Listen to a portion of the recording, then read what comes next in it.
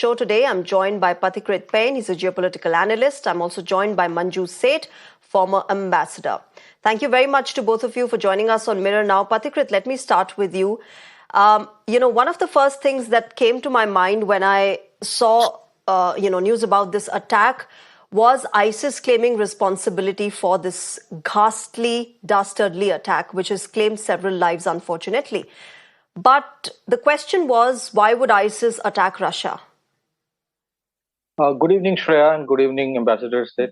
Good evening. See, that there are two things Shreya. First of all, if ISIS had been defeated in Syria, it's primarily because of Russia, because of the devastating bombing that Russia did on the ISIS strongholds by using Sukhoi 34s, Sukhoi 24, Sukhoi 25 throughout 2015 onwards. So that is one thing that we should not forget, because the West keeps on claiming that they defeated ISIS.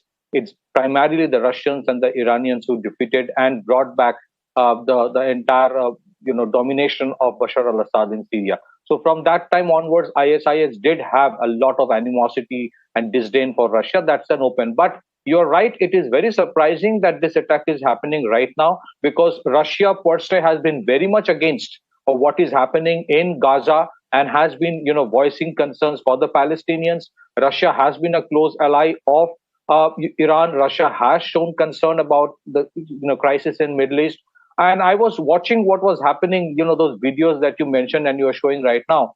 These are, if you look at these terrorists, the way they're operating, it's tradecraft. They were not shooting indiscriminately. They were going for controlled firing, which means that somebody professionally had trained them. So it doesn't look like a lone wolf attack, because 11 people together cannot do a lone wolf attack. It has to be one or two at most.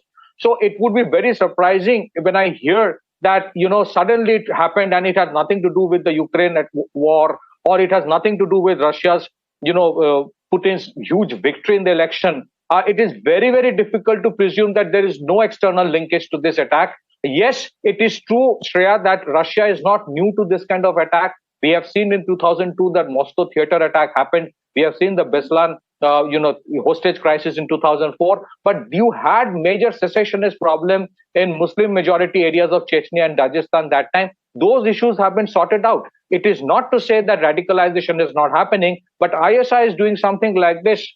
Surprisingly, if you ask me why this timing, the question is this: should we presume that it has nothing to do with Ukraine war? Should we presume it's not some kind of a return gift from those organizations or elements who have failed to control Russia beyond a point, who failed to dethrone Which was what my President next question Putin? was.